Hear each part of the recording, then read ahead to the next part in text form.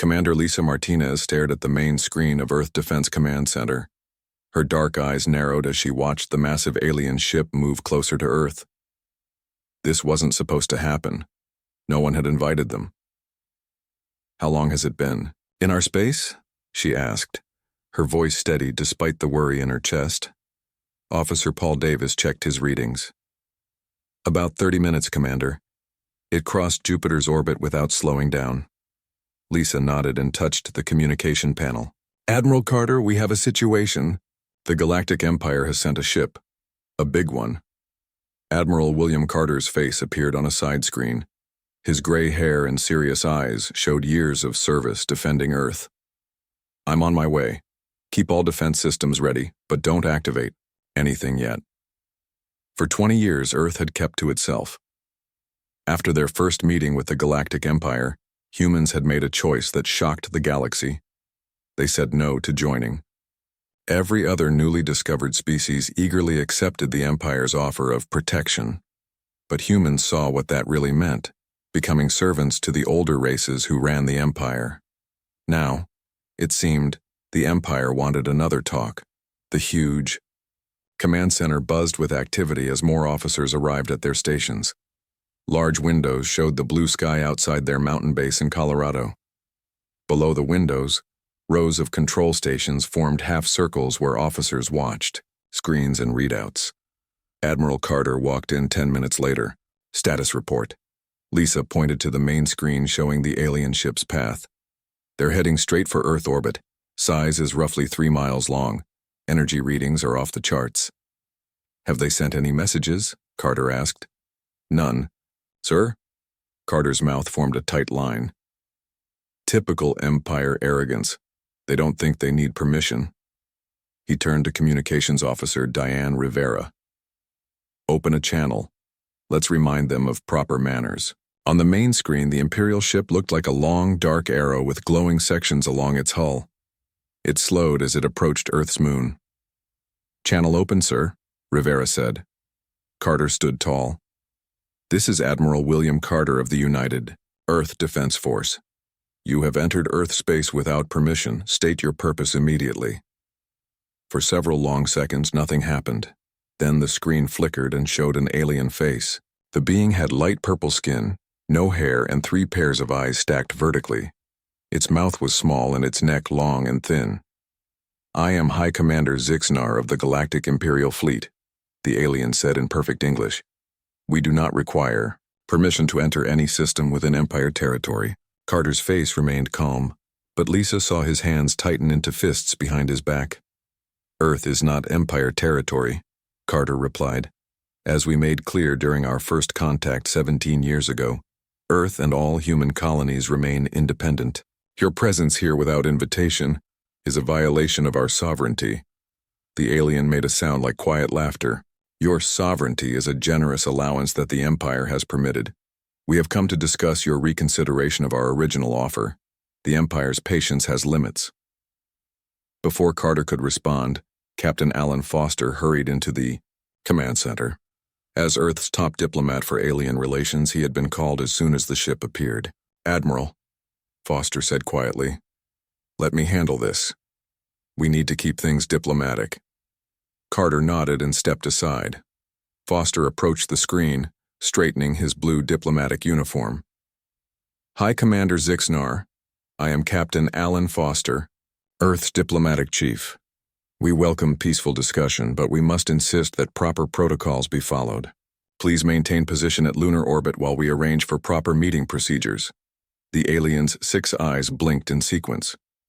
"Your primitive protocols are unnecessary. We will establish orbit around your planet to demonstrate the Empire's technological superiority. Perhaps then you will understand the foolishness of your continued isolation." The screen went dark. "They cut the transmission," Rivera said. Carter turned to the weapons station. "Lieutenant Bell, what's the status of our defense grid?" Joan Bell, the weapons officer, checked her screen. "All systems green, sir. Orbital platforms are powered but in passive mode. The new gravity disruptors are ready but untested against a ship this size." Lisa studied the incoming vessel's path. "They're increasing speed again. At this rate, they'll reach Earth orbit in 17 minutes. Carter walked to the center of the command floor. It's time to show them why humanity said no to their protection. Lieutenant Bell, power up defense platforms Alpha through Delta. Keep them in standby mode. Yes, sir, Bell replied, her fingers moving across her control panel. Foster looked worried. Admiral, are you sure that's wise? We don't want to provoke them. They provoked us by entering our space without permission, Carter said. Don't worry, Captain. We won't fire first. High above Earth, hidden satellites and defense platforms began to glow with power. They were much smaller than the Empire ship, but there were hundreds of them. On the main screen, they watched the Imperial vessel slow as it approached Earth. Suddenly, the ship stopped. We're being scanned, Officer Davis reported. They're using high-energy beams to map our defense grid. The communication screen lit up again. High Commander Zixnar looked angry. You hide weapons in orbit? The alien demanded. This is not the action of a peaceful species. Carter stepped forward. These are defensive systems only, placed within our own territory. We have every right to protect ourselves. Protection is what the Empire offers, Zixnar said. Your rejection of our generosity now makes sense. You harbor military ambitions. Foster tried to smooth things over. High Commander, you misunderstand. Earth simply wishes to maintain its independence while establishing peaceful relations with— Enough, the alien interrupted. We will demonstrate why your independence is an illusion. Our ship will enter low Earth orbit now. The massive vessel began moving again, pushing toward Earth despite the warnings. Admiral Carter's eyes hardened. This ends now. Lieutenant Bell, activate first-tier defense measures. Gravity displacement only. Yes, sir, Bell replied. She pressed a series of controls. In space, 12 of the largest defense platforms glowed bright blue. Invisible waves of energy reached out toward the Empire ship. For a moment, nothing seemed to happen. Then the massive vessel shuddered. Its forward movement stopped. Slowly at first, then with increasing speed, the Imperial ship began moving backward. On screen, High Commander Zixnar looked shocked. The alien shouted orders to someone off-screen. What's happening? The alien demanded. What technology is this? Carter allowed himself a small smile. Just a gentle push, High Commander. A reminder that Earth's orbit is off-limits without permission. The gravity displacement field continued its work. The Imperial ship moved faster and faster away from Earth, unable to fight against the invisible force. Within minutes, the massive vessel had been pushed beyond Mars's orbit. The alien commander looked furious when communication was re-established. This is impossible. Your species was evaluated as pre-gravitic technology. Your evaluation was incorrect, Carter said simply. Now, if you wish to discuss diplomatic relations, you may send a small shuttle with no more than 5 representatives. It will be escorted to our orbital station. The Empire will not forget this insult, Zixnar hissed. It wasn't an insult, Carter replied. It was a boundary. I suggest you respect it next time. The screen went dark again. Lisa looked at the Admiral with new respect. Sir, they're holding position at the edge of our system. Carter nodded. Good. Now the real work begins. Captain Foster, prepare your team. I have a feeling the Empire isn't used to hearing the word no. Foster looked worried. What happens next? Lisa answered before Carter could. They'll either respect us or they'll try again. Either way, Earth just showed the galaxy we're not to be taken lightly. Outside the command center windows, the sky remained peaceful and blue. But up in space, everything had changed. Humanity had made its first real stand against the Galactic Empire, and the consequences would echo across the stars. 6 months passed since Earth pushed away the Empire's ship. Life seemed normal on the blue planet, but everyone knew things had changed. In offices deep under Washington, D.C., Earth's leaders prepared for what would come next. Dr. Samantha Rogers looked out the small window of the space station. Stars filled the view as the station orbited Earth. She had been here for 3 days, waiting. Any update on the Imperial delegation? She asked. Lieutenant Jack Bennett checked his tablet. His sharp eyes missed nothing, which was why Dr. Rogers had chosen him for her team. They're 2 hours away, he said. The Galactic Council finally forced them to attend. Dr. Rogers nodded. As Earth's top expert on alien politics, she knew how big this moment was. The Galactic Council had called an emergency meeting, and for the first time ever, humans would speak there. What's the latest on their accusations? She asked. Natalie Cruz, the team's diplomatic officer, pulled up a file. Still the same. They claim we have dangerous technology and are making aggressive territorial claims. Dr. Rogers shook her head. Because we dared to explore empty star systems they abandoned centuries ago. The truth was simple. After pushing away the Empire's ship, Earth had continued its careful exploration of nearby stars. Humans had found several good planets in systems the Empire had left long ago. When Earth set up small research bases there, the Empire suddenly claimed these abandoned systems were still theirs. They're not used to being challenged, Jack said. We're the first species in thousands of years to say no to them. A light flashed on the wall panel. The transport ship was ready to take them to the Galactic Council station. Let's go make history, Dr. Rogers said. Back on Earth, Chief Engineer Ryan Patterson wiped sweat from his forehead. For months, he had worked with his team in the underground lab, studying what they learned from the Empire's ship. Run the test again, he told his team. We need to be sure.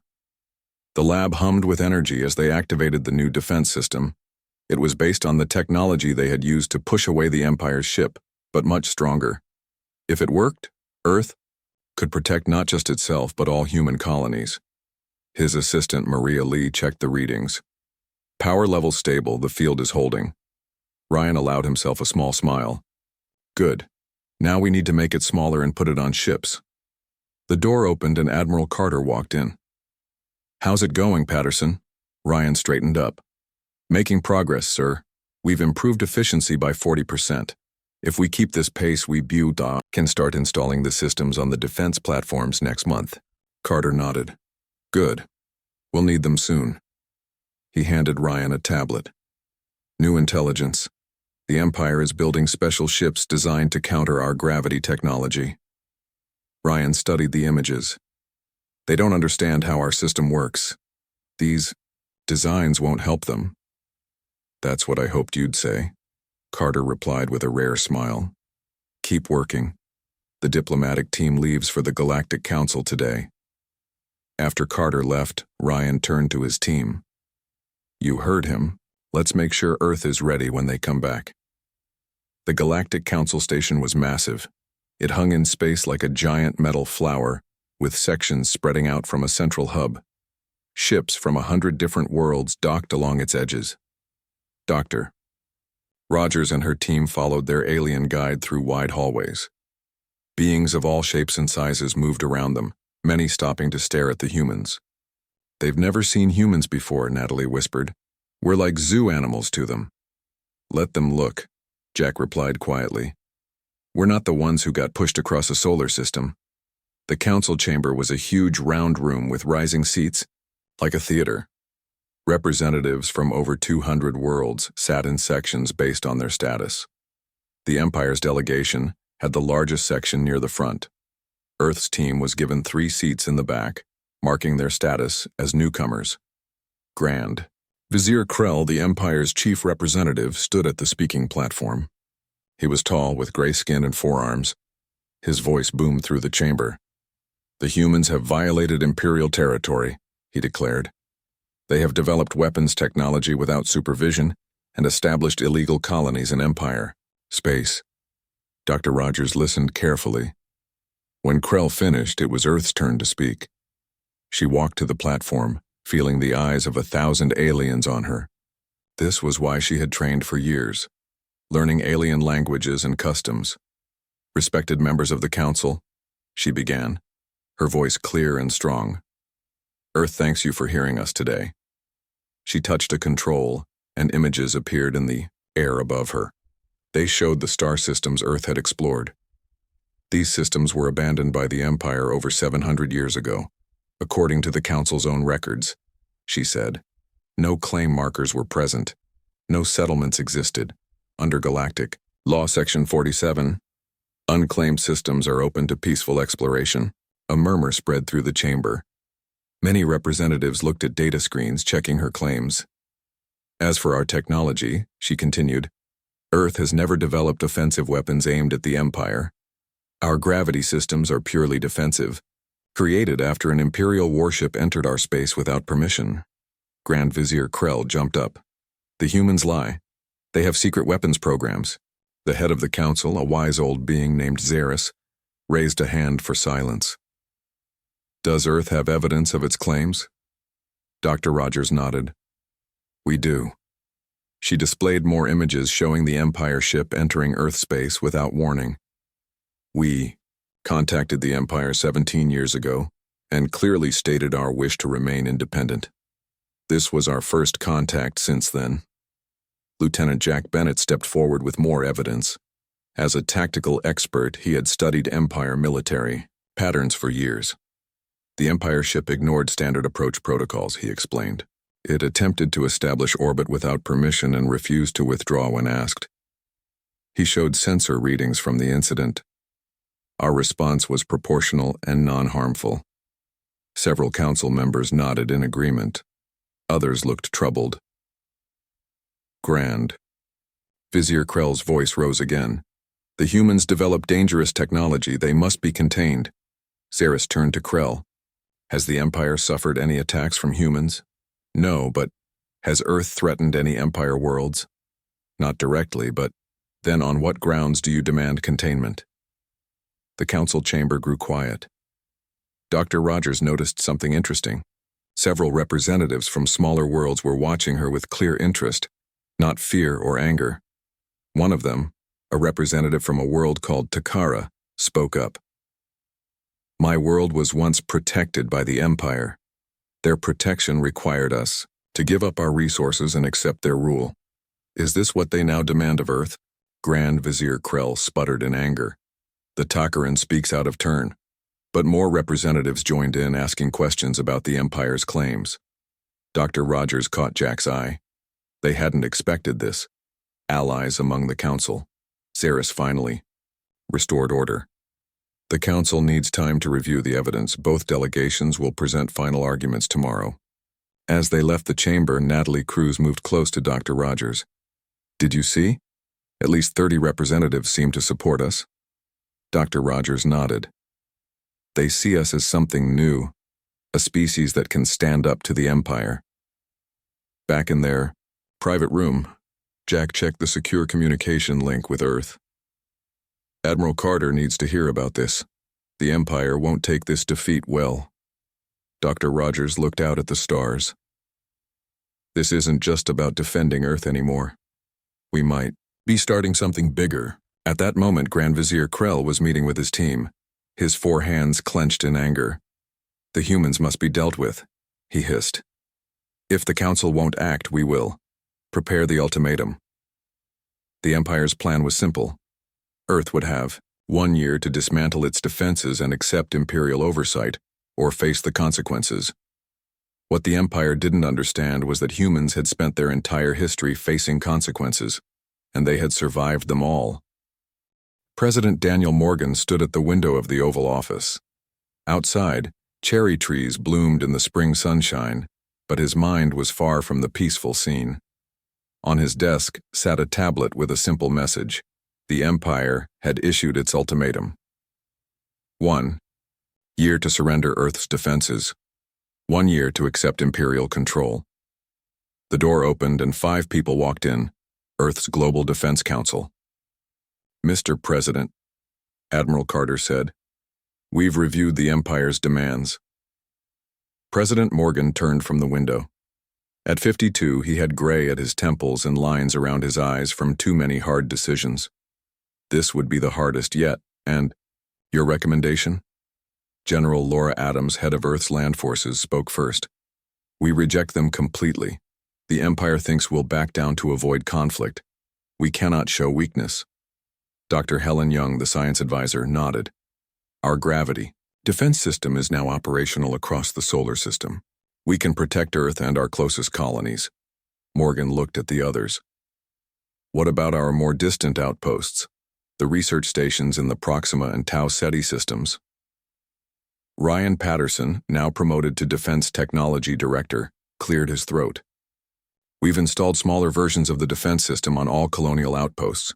They can defend against standard Imperial ships, but not against a full invasion fleet, Admiral Carter added honestly. Morgan sat down, hands folded on the desk. So we have a choice. Give up our freedom to avoid a fight we might lose, or take a stand and risk everything. The room went quiet. Then Foreign Secretary Olivia Wilson spoke up. Mr. President, maybe there's a third option. The Empire issued this ultimatum because we embarrassed them. What if we take control of the situation before they can? Morgan leaned forward. I'm listening. We issue our own declaration. Formal notice that no Imperial vessels are allowed in Earth-controlled space without our permission. We broadcast it across the galaxy. Admiral Carter's eyebrows rose. That's bold. The Empire will see it as an insult, General Adams warned. Good, Wilson replied. Right now, they're telling the galaxy that Earth is a problem that needs fixing. We need to change that story. We're not the problem, we're simply protecting what's ours. Morgan was silent for a long moment. Then he nodded. Draft the declaration. Make it firm but not threatening. We want to look strong, not aggressive. As the others left, Morgan called Carter back. Admiral, is there anything you haven't told me about our chances? Carter's face was serious. The truth, sir? We've come far in a short time. But the Empire has been conquering worlds for thousands of years. If they bring their full might against us... He didn't finish the sentence. Morgan nodded. Then we need to make sure they don't see a need to do that. 2 weeks later, Commander Michelle Rivera stood on the bridge of the UES Defiant. The ship hovered at the edge of the solar system, exactly where Earth had pushed the Imperial vessel 6 months earlier. Rivera was young for her command, only 35, but her record was perfect. That's why she'd been chosen for this historic mission. Status report, she ordered. All systems normal, Commander, her first officer replied. No sign of Imperial vessels in sensor range. Good. Begin transmission on all frequencies, all languages. Amwank. That moment in homes, ships, and stations across the galaxy. Screens lit up with Earth's message. Commander Rivera's face appeared, calm and professional in her dark blue uniform. Attention all species of the galaxy. I am Commander Michelle Rivera of the United Earth Defense Force. I speak today on behalf of President Daniel Morgan and all humans across Earth and its colonies. She paused, then continued, her voice clear and strong. For too long, the Galactic Empire has claimed the right to enter any system, control any world, and demand obedience from any species they encounter. Today, Earth formally rejects these claims. Across the galaxy, beings of all kinds watched in shock. No one spoke to the Empire this way. The following declaration is now in effect. No Imperial vessels are permitted in Earth-controlled space without express permission from Earth authorities. This includes Earth, its moon, all planets in the Sol system, and all human colonies. On the Imperial homeworld, Grand Vizier Krell watched in rage as Rivera continued. Earth seeks peaceful relations with all galactic civilizations, including the Empire. We have no desire for conflict, but we will defend our sovereignty without hesitation. Rivera's image was replaced by a map showing Earth-controlled space, a small but growing area of stars. To demonstrate our resolve and capabilities, Earth will now reveal the existence of our new flagship. The image changed to show a sleek vessel, unlike any seen before. It had smooth lines and no visible weapons, but something about it radiated power. The UES Resolute, commanded by Captain Stephen Grant, represents the future of human exploration and defense. Its technology allows it to move undetected through space, bypassing all known detection systems. On Imperial military worlds, commanders stared in disbelief. Such technology should be impossible for a young species. The Resolute has already completed a successful journey through Imperial space and returned with valuable data. At no point was it detected by Imperial sensors. This was a calculated bluff. The ship had made a short test flight to the edge of Imperial territory and back. But the Empire wouldn't know that. Rivera's face returned to the screen. Earth extends an open invitation to any civilization wishing to establish peaceful diplomatic relations. We offer fair trade and cultural exchange based on mutual respect. Her expression grew more serious. However, we will not tolerate threats, ultimatums, or unauthorized entry into our territory. The choice is simple: respect our boundaries and find in humanity a friend. Violate them and discover why Earth has survived challenges that would destroy other worlds. The transmission ended. On the bridge of the Defiant, Rivera took a deep breath. Message sent, sir. Good work, Commander. President Morgan's voice came through the communication system. Return to Earth. As the Defiant turned, sensors picked up something. Commander, the sensor officer called out. 3 Imperial ships just appeared at the edge of our detection range. Rivera frowned. That was fast. They must have been waiting nearby. Identification? Capital ships, Commander. Fleet designation on the lead vessel matches Fleet Commander Vorn's flagship. Rivera touched her communication panel. Earth Command, we have company. 3 Imperial capital ships approaching our position. Hold your ground, Commander. Admiral. Carter's voice replied. Let's see how they respond to our declaration. The Defiant faced outward again, a tiny ship compared to the massive Imperial vessels approaching. But size wasn't everything. Activate defense grid, Rivera ordered, and deploy the autonomous platforms. Small objects launched from the Defiant, spreading out in space. They looked too small to be dangerous, but each contained Earth's newest defense technology. The Imperial fleet is hailing us, the communications officer announced. Put them through, Rivera said, straightening in her chair. The screen showed a stern-faced alien with ridge-like features and dark eyes. I am Fleet Commander Vorn of the Imperial Navy. You will power down your vessel and prepare. To be boarded? Rivera smiled slightly. Fleet Commander, you have entered Earth space without permission, in direct violation of the declaration issued moments ago. I suggest you reconsider your approach. Vorn made a dismissive gesture. Your declaration means nothing. The Empire does not recognize Earth's claim to this region of space. That's unfortunate, Rivera replied calmly, because our defense systems definitely recognize your ships as unauthorized. At that moment, the autonomous platforms activated. Invisible beams swept across the Imperial vessels, mapping their systems. What is happening? Vorn demanded as warnings flashed on his bridge. Just a routine scan, Rivera said. Last chance. To withdraw, Commander Vorn. Instead, the Imperial ships moved forward, weapons powering up. Rivera sighed. Very well. Defense platforms, execute containment protocol. What happened next would be discussed in military academies across the galaxy for years to come. The tiny Earth platforms didn't attack. They simply shut down all weapon systems on the Imperial vessels, leaving them drifting but unharmed. Vorn's face showed shock and rage. What have you done?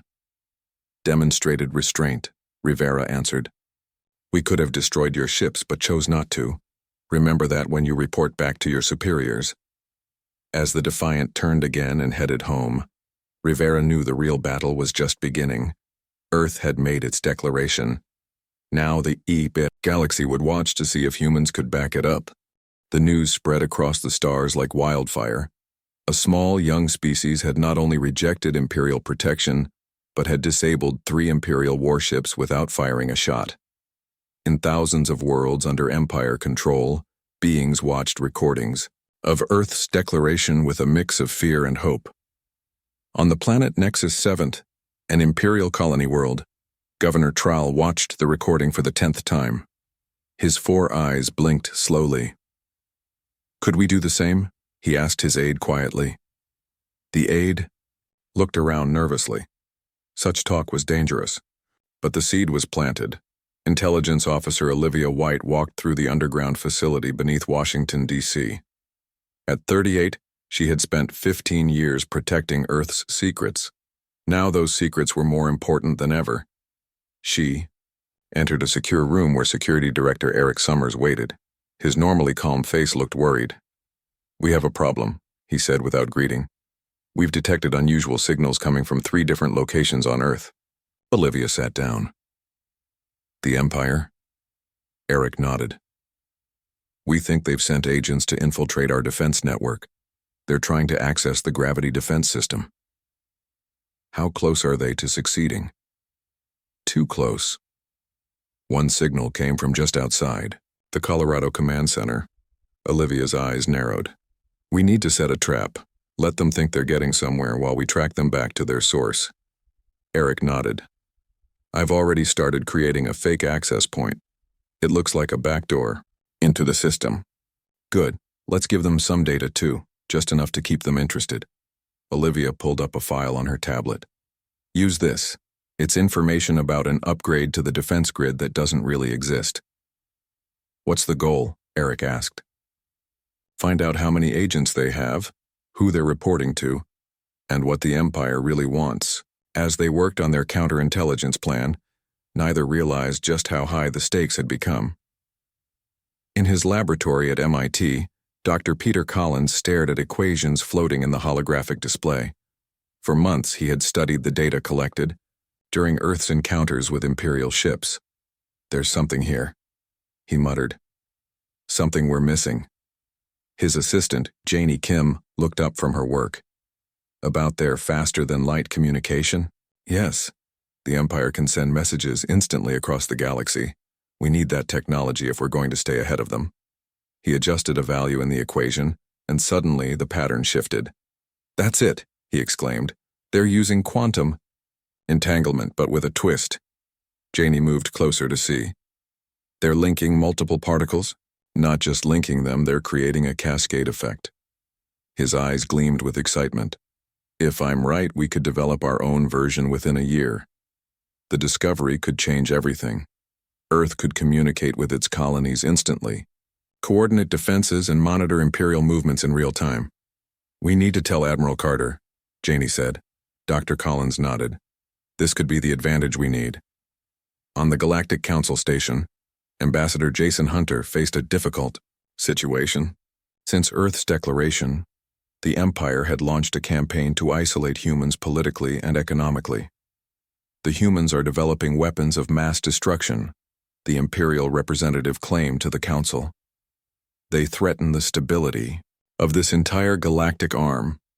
Hunter, a tall man with dark skin and calm eyes, waited patiently for his turn to speak. When it came, he approached the podium with confidence.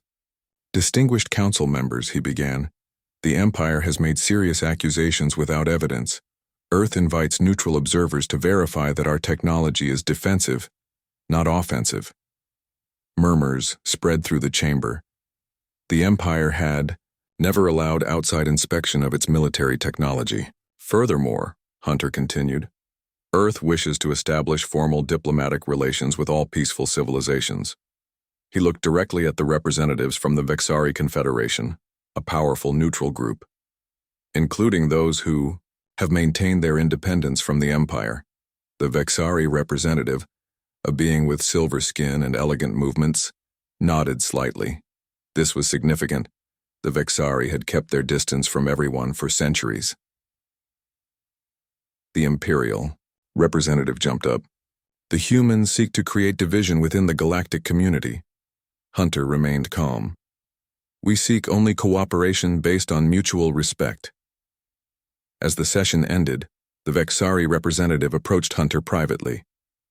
Your species shows unusual courage, the alien said in a musical voice. The Vexari would be interested in learning more about human culture. Hunter bowed slightly. We would be honored to welcome Vexari representatives to Earth. It was a small victory, but an important one. Earth was no longer alone. 3 days later, alarming news reached Earth. An Imperial outpost near the border of Earth's claimed space had been attacked. The Empire immediately blamed human forces. This proves the humans' aggressive nature, Grandy, Vizier Krell announced to the galaxy. They must be contained before more blood is shed. On the bridge of the UES Vigilant, Captain Karen Morris reviewed the sensor logs again. Her ship had been patrolling that sector when the attack happened. Send these logs to Earth Command immediately, she ordered, and prepare a copy for the Galactic Council. Her first officer looked confused. Captain? Morris pointed to the screen. Look at the attack pattern. Those aren't Earth weapon signatures, they're Imperial weapons, but with modified energy levels, to look similar to ours. Understanding dawned on the officer's face. They attacked their own outpost. Yes. A false flag operation designed to turn the galaxy against us. Morris's voice was grim. They're getting desperate. Within hours, Earth presented the vigilant sensor logs to the Galactic Council. The data clearly showed that the attack came from an Imperial ship using disguised weapons. For the first time in its long history, members of the Council formally censured the Empire for deception. Back on Earth, President Morgan met with his advisors. The good news is we've exposed their lie, Admiral Carter said. The bad news is they'll try something else. Morgan nodded. What's our status? Our defense network is complete around Earth and major colonies, General Adams reported. The new communication system Dr. Collins developed is being installed, and Ambassador Hunter has made progress with potential allies. And the Imperial agents? Morgan asked Olivia White. We've identified 15 so far, she answered. We're feeding them carefully selected information while tracking their communications. Morgan looked around the table. The Empire has ruled the galaxy for over 10,000 years. They won't give up power easily. No, Carter agreed. But for the first time, they face a species that understands them. Humans have fought empires before, our own and others. We know how they think. Outside the window, children played in a park across from the White House. Morgan watched them for a moment. That's what we're fighting for, he said quietly. Their right to grow up free. The others nodded. In a few short months, humanity had changed from an isolated species to one that might reshape the galaxy. The Empire had ruled through fear for millennia. Earth was showing that there was another way. Prepare the next phase, Morgan ordered. It's time to build something new. Across the galaxy on thousands of worlds, beings looked to the stars with new eyes. If humans could stand against the Empire, perhaps they could too. A new age was beginning, sparked by simple words. No Imperial. Ships allowed. 1 year after Earth's declaration, Admiral John Hammond stood on the observation deck of the massive space station Harmony. The station floated at a point between Earth and its moon, a symbol of humanity's new place in the galaxy. Below him, representatives from 13 different worlds gathered in the main hall. Each had once lived under Imperial protection. Now they stood as free worlds, part of the newly formed Sovereign Systems Alliance. Quite a view, isn't it? Asked Ambassador Susan Rodriguez as she joined him. Hammond nodded.